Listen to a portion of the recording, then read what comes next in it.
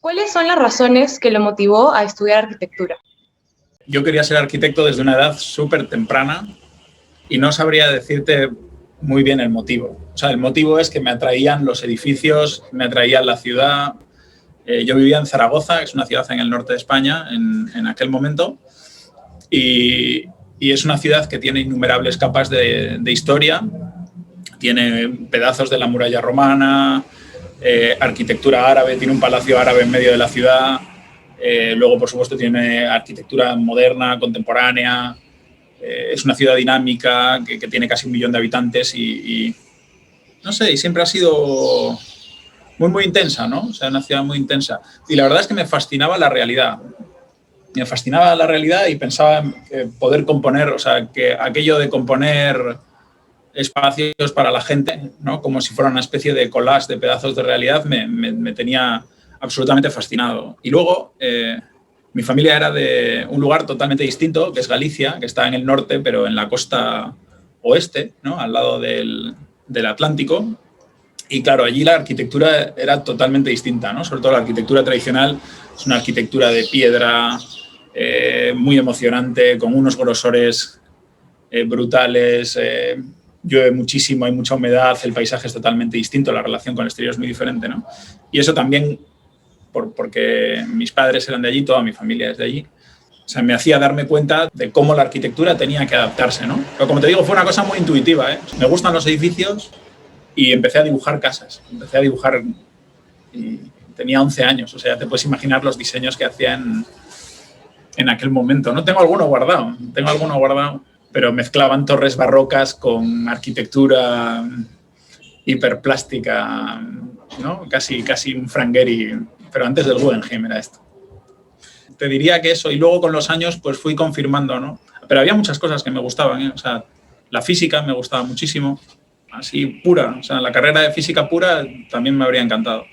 Y el arte en sí, mi padre dibujaba muy bien, me había enseñado a mí y lo disfrutaba muchísimo y es lo típico en aquella época, no sé si a vosotros os ha pasado, pero dibujas muy bien, ¿no? Arquitecto o bellas artes, ¿no? Era un poco un comentario que se repetía mucho, ¿no?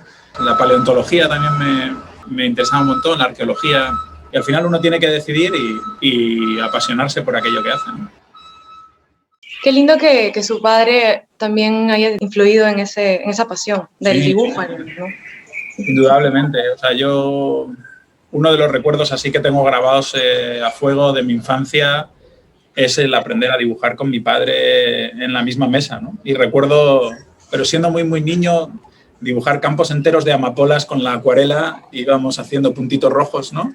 Y él me enseñaba, mi padre, la verdad, o sea, tenía una mano excepcional para el dibujo, autodidacta totalmente, ya de niño dibujaba muy bien, y nada, aquello a mí me fascinaba la capacidad que tenía mi padre de hacer un retrato, de dibujar un paisaje y por eso yo también empecé temprano en el dibujo y me gustaba mucho, ¿no? Sí. Eso seguro influyó muchísimo en la toma de decisiones.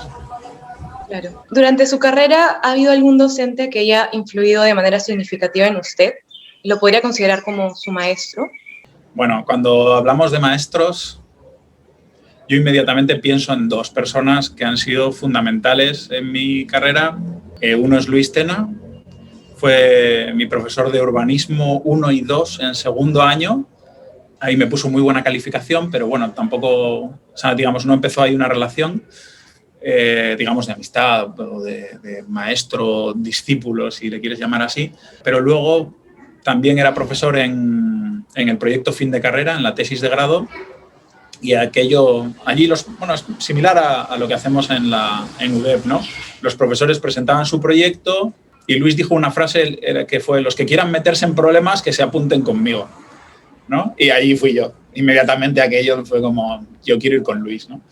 Y a raíz de aquello sí empezamos una relación primero, digamos, maestro-alumno, con la tesis de grado, y luego inmediatamente al acabarla, la semana siguiente ya estaba haciendo un concurso con él y con Pachi Mangado, que es uno de los arquitectos más conocidos de la Escuela de Pamplona, y ya estuve varios años trabajando en su oficina a la vez que hacía el doctorado y digamos, esa relación profesional se fue transformando en una gran amistad y ha sido una persona que tiene una agudeza crítica y él se enfadaría conmigo si dijera que tiene como mucha...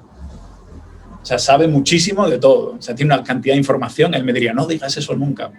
Porque luego lo que le caracteriza no es solo la gran información que maneja de casi todos los temas, no solo arquitectura, sabe muchísimo. Es su capacidad de síntesis y de relacionar temas. Entonces, le estoy súper agradecido. Siempre le he considerado como uno de mis padres en la arquitectura, ¿no?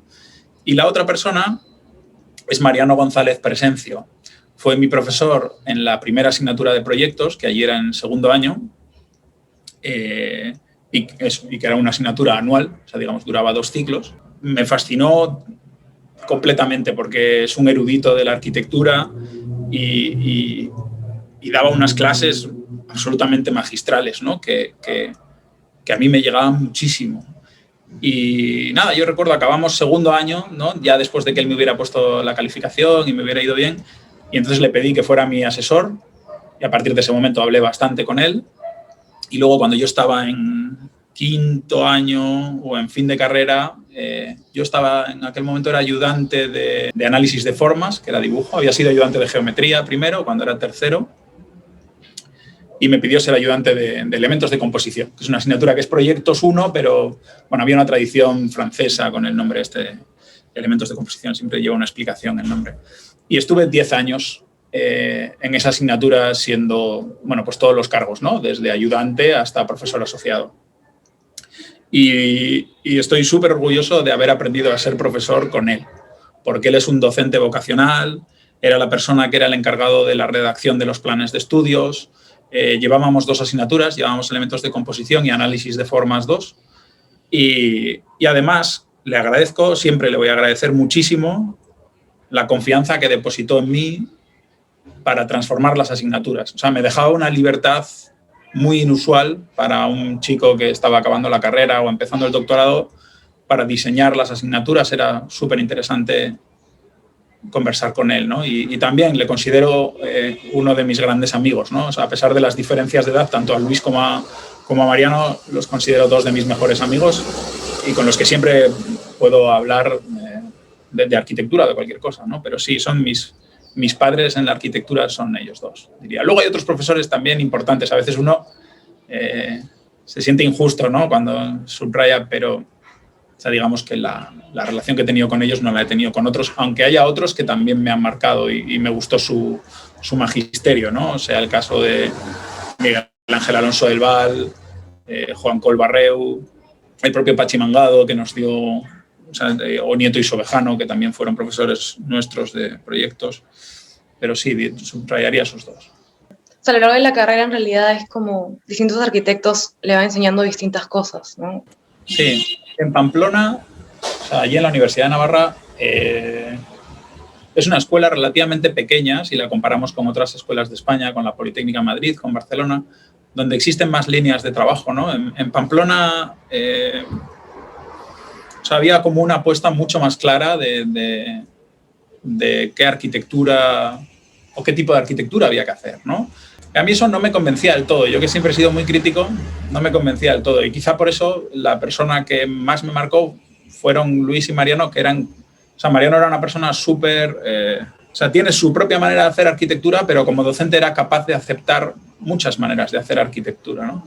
Entonces creo que eso es muy importante. No se trata de crear clones de uno mismo cuando uno es docente, ¿no? Sino se trata de abrir las puertas del conocimiento arquitectónico y que luego cada uno haga lo que tiene que hacer, ¿no? En función de su carácter, sus conocimientos, sus intereses personales, ¿no? Así es. ¿A qué arquitectos considera sus referentes? ¿Y qué función deben tener estos referentes al pensar y proyectar arquitectura? Ya, yo soy un apasionado de la historia de la arquitectura y soy un enfermo total, ¿no? Hay amigos que me llaman enciclopedia, o sea, es una especie de enciclopedia de arquitectura andante, ¿no? Con patas. Me gustan miles de arquitectos, ¿no? Digamos, desde los más canónicos, ¿no? Que conozco sus obras y sus biografías muy bien, y quizá podría ir subrayando como fascinaciones. Por ejemplo, durante la carrera han sido los arquitectos, los padres de la modernidad. El primero con el que tuve una conexión fuerte fue con Álvaro Aalto, que a día de hoy se mantiene, o sea, tengo una fascinación grande con su obra, pero fue el primero cuya obra me sedujo y que al verla en nuevas monografías, ¿no? Con fotografías a color, yo decía, bueno, esto es increíble, qué capacidad para el diseño, ¿no? O sea, y cuanto más te sumergías, más profundidad cobraba aquello, ¿no? Luego entendí la arquitectura de Mies van der Rohe, por ejemplo, en tercer año de carrera. Empecé a entender los detalles, ¿no? ¿Por qué, no? O la Galería Nacional, cómo es que se apoya la cubierta o que levita cerca de la columna porque hay un detalle de articulación hermoso, ¿no? O esa separación, digamos, entre el cerramiento del edificio y los elementos estructurales, ¿no? Y por qué eso suponía una ruptura con respecto a otras arquitecturas, ¿no? O esa apuesta por la transparencia, pero también por la elegancia, por una capacidad para las proporciones impresionante, ¿no? Y luego Le Corbusier, hice viajes para conocer, o sea, en aquella época con amigos hicimos viajes a Berlín para conocer obras de Mies. Allí descubrimos la potencia, por ejemplo, de otro personaje, de Hans Scharoun, ¿no? Que estaba más escondido, digamos, en las páginas de la historia, pero que es un maestro absoluto. Hicimos viajes a Finlandia para conocer la obra de Aalto. Allí descubrimos a los Pietila, por ejemplo, ¿no? O algunas obritas deliciosas que hay por allí, como la capilla esta de Cajasiren. Hicimos viajes a París, a conocer, bueno, París y la obra de Le Corbusier, y luego viajes por Francia ya, ¿no? Y luego tengo innumerables ídolos. En aquella época Enric Miralles era un arquitecto misterioso,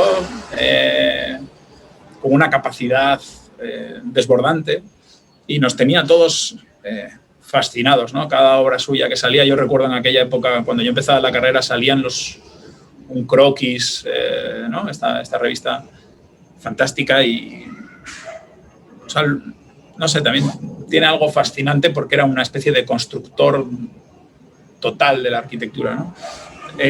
No sé, y luego tengo que nombrar el otro Álvaro. El otro Álvaro sería Álvaro Sisa. Claro, mi familia es de la frontera entre España y Portugal, en Galicia. Desde la casa de mi abuela se ve Portugal al frente. Entonces, digamos, siento una cercanía con los portugueses, ¿no? O sea, siempre me he sentido fronterizo en ese sentido. Entonces, toda la escuela portuguesa, o sea, me alegra escuchar portugués, o sea, me alegra escuchar, ¿no? Ese acento, y entiendo la obra. Entiendo la obra porque conozco el lugar. Entonces, Fernando Tábora, Álvaro Sisa, Souto de Moura, yo Álvaro Rocha, que también fue docente en Pamplona, también son personas que han tenido un gran influjo, ¿no? Souto y Álvaro Sisa, muy grande, ¿no? Tuñón y Mansilla también. O sea, Tuñón y Mansilla los recuerdo como durante la carrera aquello de la arquitectura sistematizada, ¿no? Los sistemas de arquitectura me influyeron muchísimo, ¿no? Ábalos y Herreros en aquella época, que luego separaron sus oficinas. Juan Herreros es un tipo fascinante en el discurso. Y luego, casi en una relación extraña, ¿cómo decirlo? Porque luego encajaría con mi biografía, pero yo en aquel momento no era consciente. Cuando yo estaba en tercer año, hice unas prácticas, me pidió uno de los profesores, el profesor de geometría de Pamplona, me pidió que ayudara en el departamento de publicaciones, ¿no? Yo tenía como fama de diseñar bien, ¿no? Y maquetar y ser fino para esas cosas, ¿no? Y para presentar. Y entonces me encargaron diseñar 2 revistas, ¿no? Una era de Carazo y Grijalva, unos arquitectos vallisoletanos, y la otra era sobre Smilian Radic, un joven arquitecto que era la primera publicación que se hacía de él. La primera publicación que hubo en España de Smilian Radic la maqueté yo, ¿no? Entonces yo recibí unos sobres enviados desde Chile, hermosos, porque o sea, todo es muy especial. Era un sobre que tenía 2 rueditas con un hilo de estos, ¿no? Un sobre negro, ¿no? Era un sobre negro con unas pegatinas, con un sello todo muy cuidado. Y dentro había unas transparencias de estos tipos de diapositivas, ¿no? Originales, pero de gran formato, de sus primeras obras, ¿no? Y aquello era un arquitecto, no sé si conocéis sus primeras obras, ¿no? La habitación en en Chiloé, esta placita que tiene como 3 esferas que son, ¿no?, que han sido quemadas. Luego tenía un refugio experimental, una casa que era en torno a una viga metálica y la casa se iba cruzando. Entonces tenía...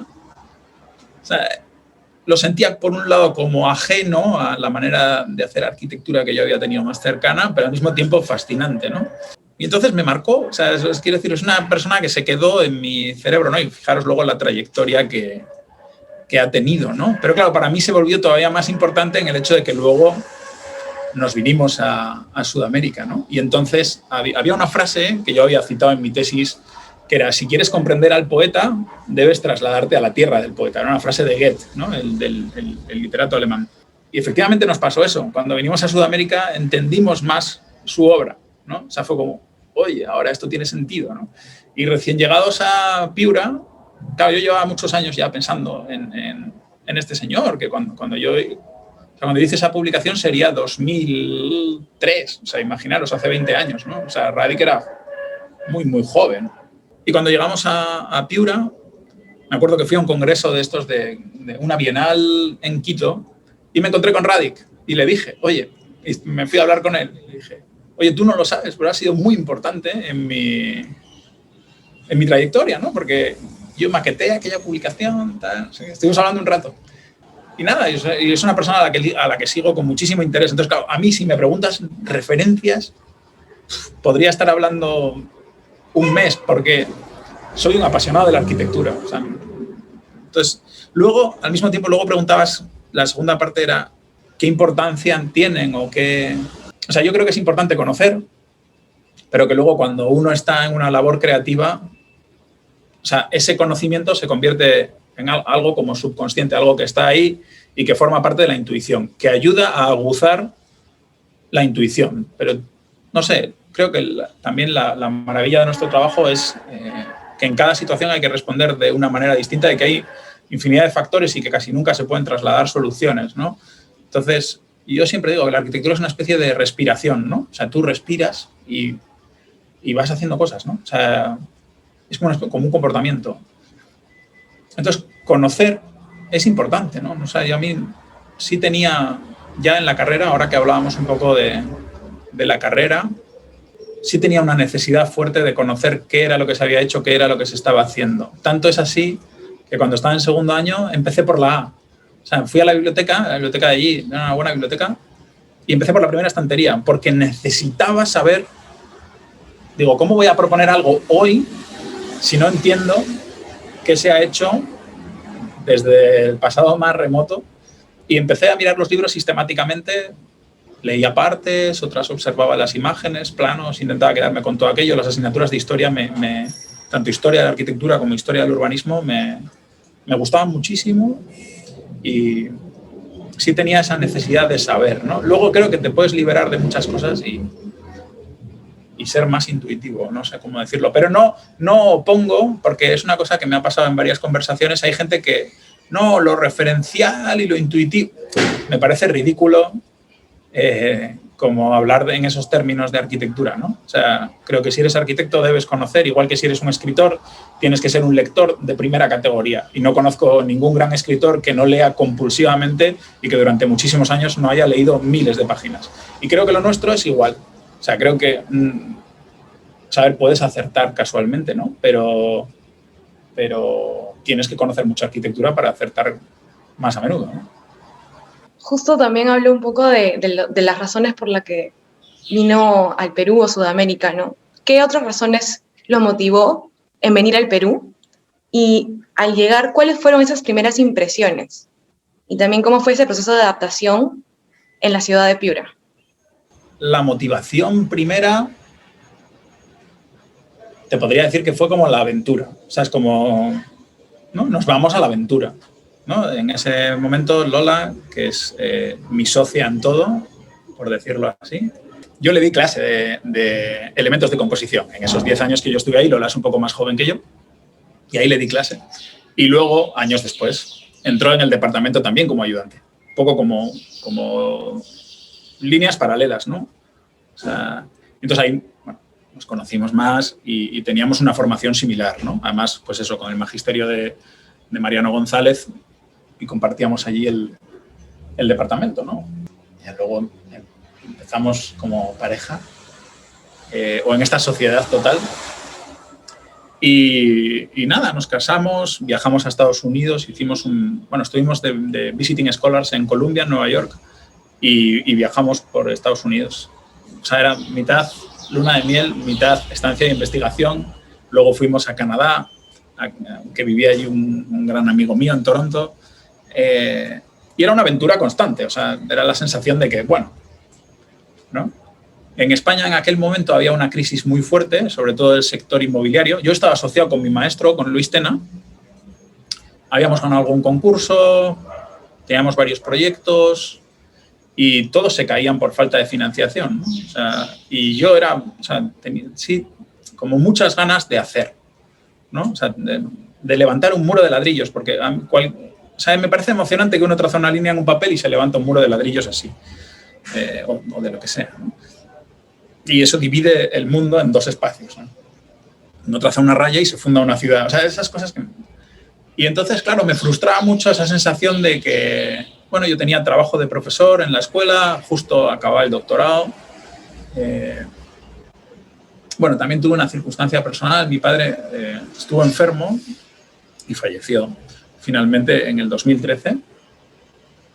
Y ya entonces me habían invitado, Juan Raselva, que fue el primer director de Piura, me invitaría en 2011, antes de que empezara la primera promoción, primer ciclo, ¿no?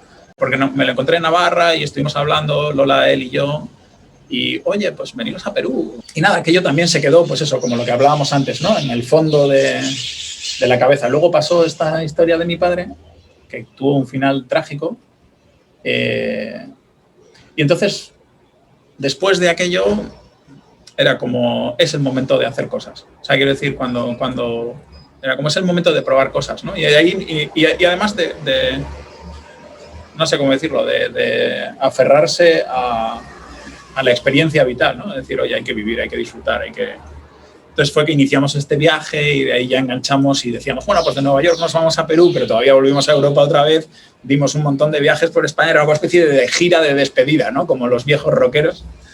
Y luego ya llegamos al Perú. Y yo me acuerdo, otro de los consejos que le dio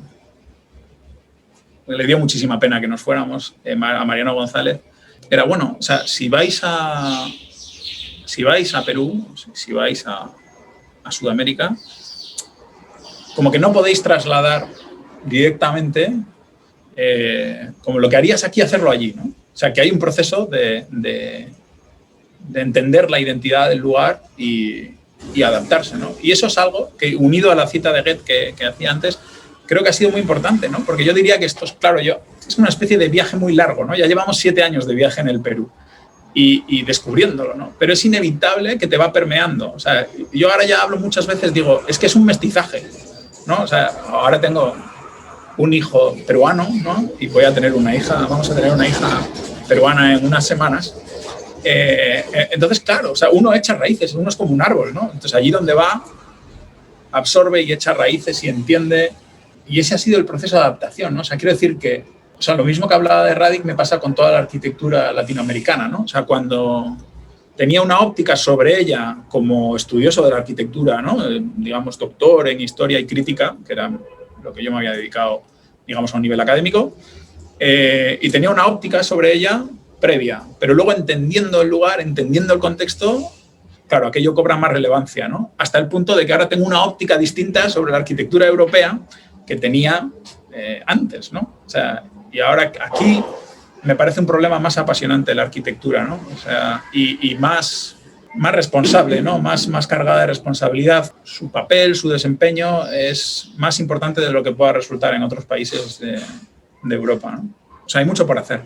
Hay mucho por hacer y es importante que nos pongamos manos a la obra, ¿no? Yo siempre he dicho, claro, hay como 2 maneras de responder a esto. Yo creo que una como arquitecto en primera persona, digamos, con los proyectos que uno puede hacer, pero después también lo entiendo así como docente de arquitectura, ¿no? O sea, porque uno, digamos, como proyectista tiene un cierto límite de lo que puede hacer, ¿no?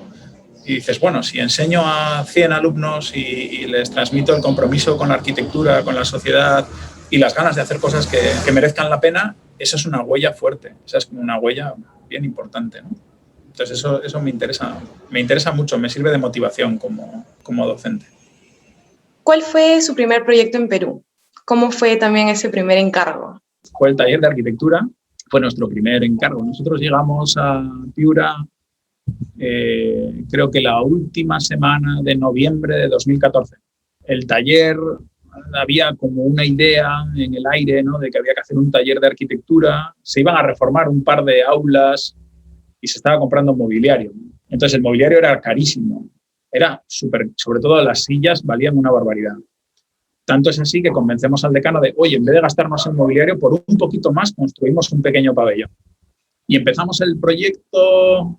Bueno, cuando os contaba lo de la Bienal de Quito, en aquella Bienal yo hago los primeros croquis donde ya aparece como la génesis del diseño, ¿no? Las 3 bóvedas. Claro, en aquel momento era apenas había estado 2 o 3 semanas en Piura, ¿no? Y me habían llamado la atención sobre todo componentes pues muy de temas bioclimáticos, ¿no? La radiación increíble que hay, el hecho de vivir en un lugar sin estaciones, con un verano larguísimo y muy fuerte, ¿no? Entonces, bueno, había como que atacar aquel problema y desde una lectura de oye, estamos habitando el desierto, ¿no? Y luego teníamos este lugar idílico, que era este bosque seco de algarrobos que la UDEP había plantado entre arenales, ¿no? Y nada, ese fue nuestro primer proyecto que, o sea, sin duda nos enseñó muchísimo. O sea, el proyecto, pues, como digo, empezamos en diciembre y lo acabamos en finales de enero porque para finales de marzo tenía que estar construido. O sea, fue veloz. Y la obra también, ¿no? Y claro, también hay como un adaptarse a los estándares de la construcción. O sea, hay cosas que no había sospechado que fueran tan difíciles nunca. Tengo infinidad de fotos de la obra del taller, lo tengo. Al mismo tiempo fue apasionante, ¿no? Fue como llegar y, oye, un taller de arquitectura, o sea, es donde vamos a trabajar nosotros, es nuestro teatro, ¿no? O sea, y es como una gran responsabilidad. O sea, ahí en mi universidad, el edificio de arquitectura, que era de Rafael Echaide y Sobrini, era como toda una institución y había una reflexión sobre que las cosas se vieran, ¿no? Que no, la articulación entre la columna de concreto y la estructura metálica, que se viera, no ocultarlo. Las instalaciones iban vistas, no se ocultaban, el aire acondicionado iba visto todo. Hay un tema como de que a los alumnos de arquitectura hay que contarles cómo es que se hacen las cosas. Entonces, aquello me parecía muy, muy bonito. Y luego, para nuestra sorpresa, el taller de arquitectura dio muchísimas vueltas, no sé cómo decirlo, críticas y de premios y publicaciones.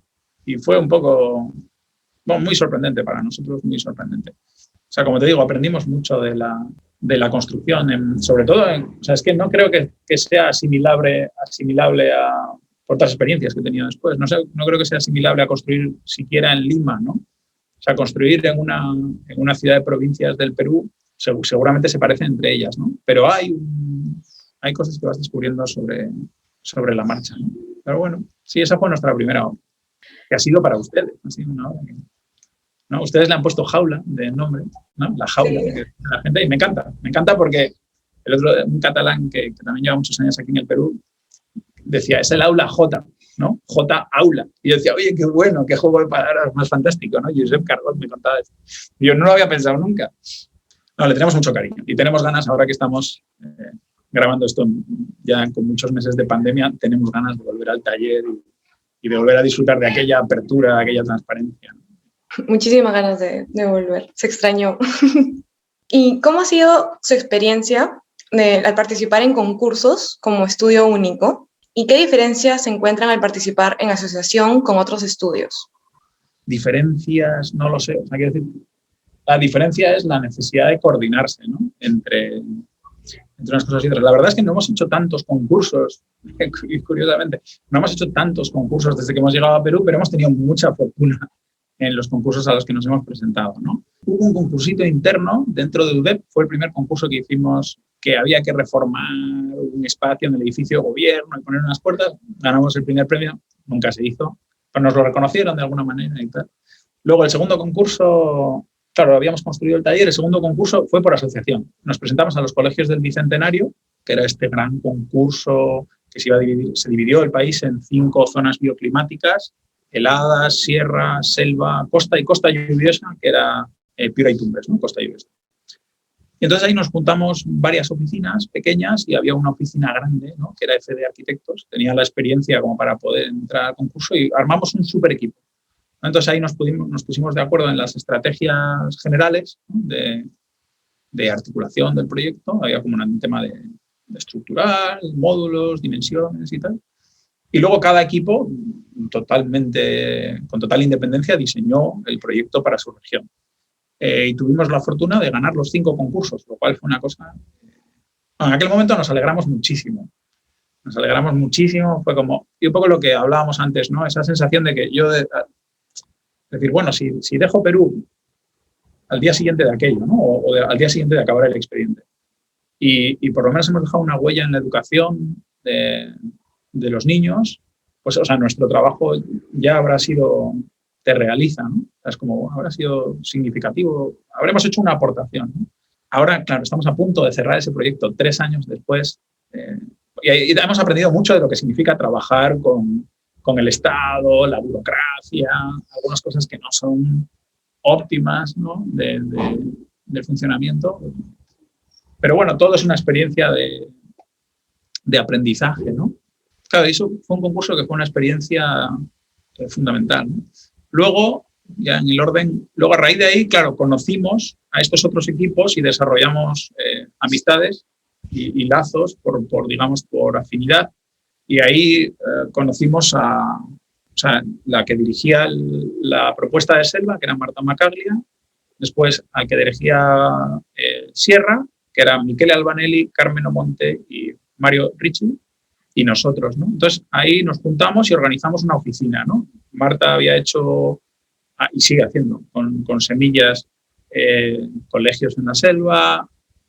Nosotros habíamos hecho este espacio educativo en Piura.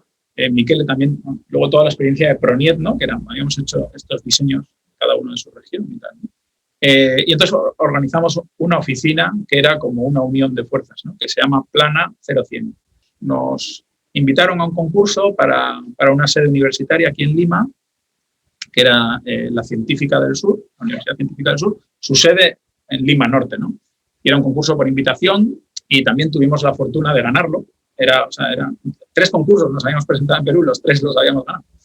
Y nada, ayer fue la entrega del expediente de científica, ¿no? O sea, casi ayer estábamos ploteando casi 700 planos. Entonces también ha sido un proyecto súper interesante, ¿no? Pero también por el cambio de contexto, o sea, después de muchos años de trabajar en Piura y en una obra de una escala más doméstica, pues apetecía mucho un edificio bueno, entre las 2 fases, casi 20.000 metros cuadrados, ¿no?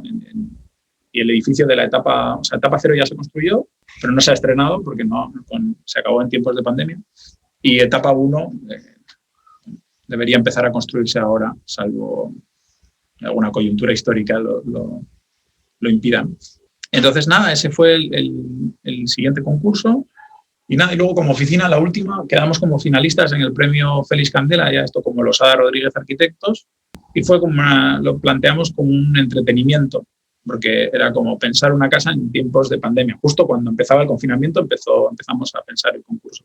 Y eso fue muy bonito, porque era como estar encerrados en una casa, ¿no? En nuestra casa, con nuestra oficina y tal, y una reflexión sobre cómo debería ser una vivienda en relación con la naturaleza. Pero era una idea medio...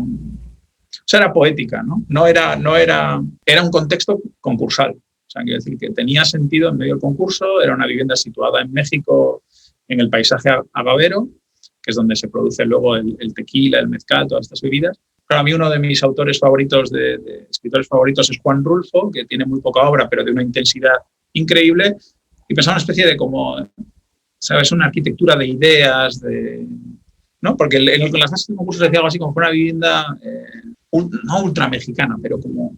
Y entonces entendíamos que ahora que vivíamos aquí en Sudamérica, y sobre todo desde un lugar como Piura, árido y tal, también podíamos como dar una respuesta como muy, muy radical a esta vivienda. Y como digo, bueno, tuvimos la fortuna de quedar finalistas, no ganamos el premio, pero bueno, fue una experiencia importante para nosotros y ha sido un proyecto que yo creo que ha sido, o sea, importante para la oficina, ¿no? O sea, importante para la oficina.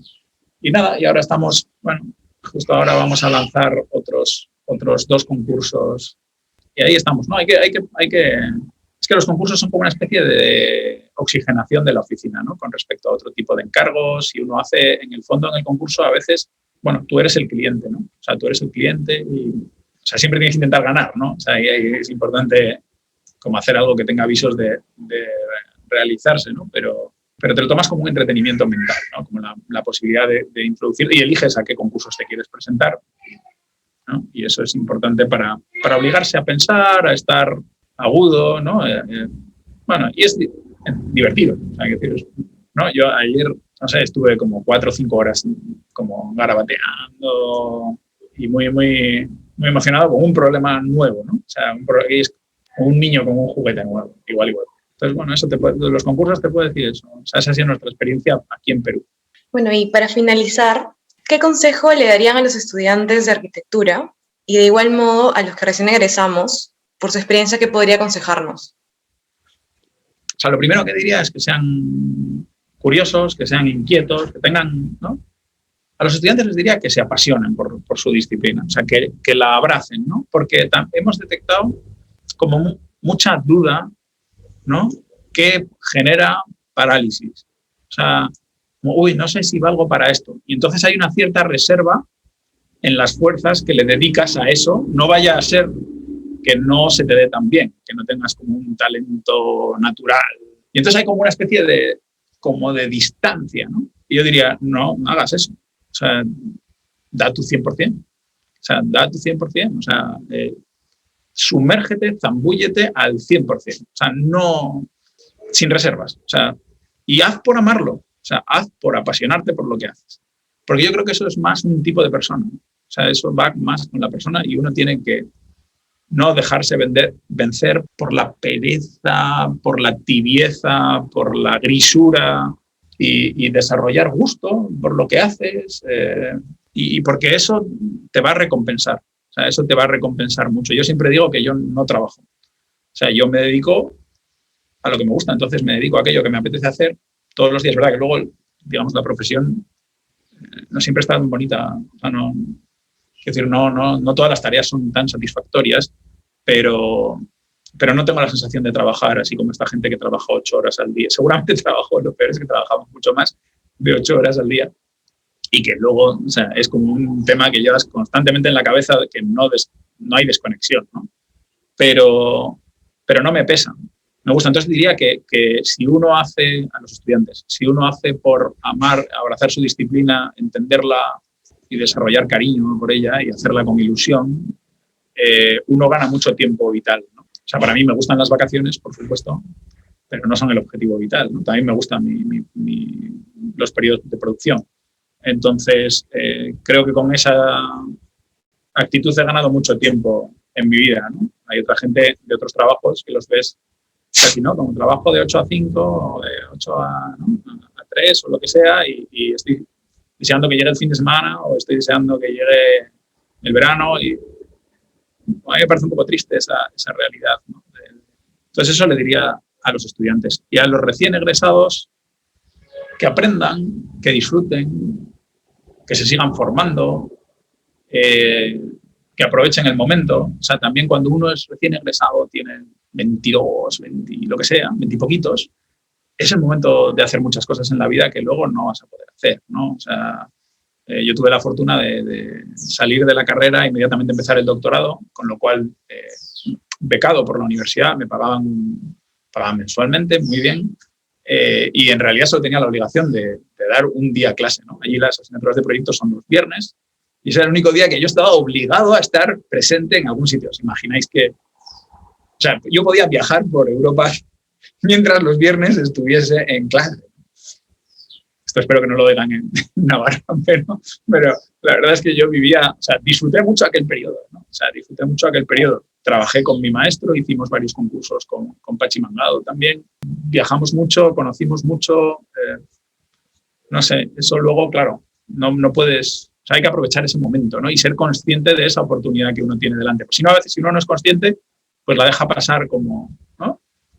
No sé, vais a descubrir que, por lo menos la sensación que hemos tenido nosotros, que una vez que se acaba la carrera, el tiempo, la percepción del tiempo se dispara, ¿no? O sea, a medida que uno es más mayor, el tiempo pasa más deprisa.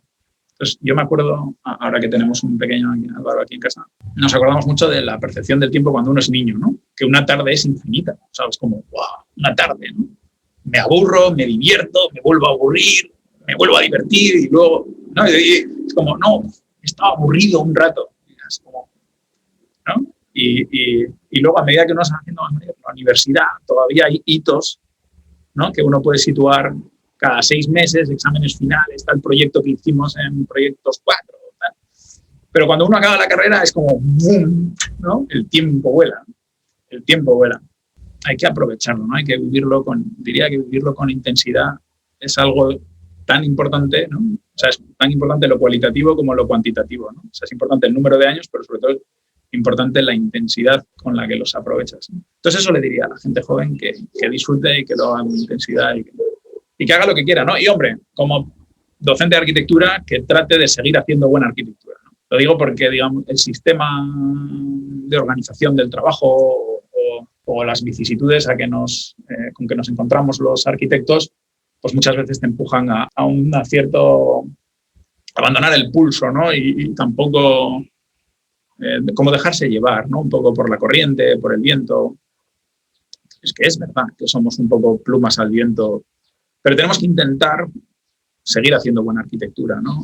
Y un compromiso con la disciplina, pues tratar de mantenerlo, ¿no? O sea, a mí a veces me da pena cuando veo alumnos que han sido brillantes, que dices, bueno, van a ser buenos arquitectos y que luego por temas se dejan y se van hacia otros campos, hacia otros lugares. Y es como, hombre, me da pena porque, ¿no? O sea, yo a estas alturas llevo muchos años hablando que el tiempo pasa deprisa. Cuando yo empecé a ser profesor, bueno, la primera vez que era ayudante, tenía 2 años más que la gente a la que le daba clase en geometría.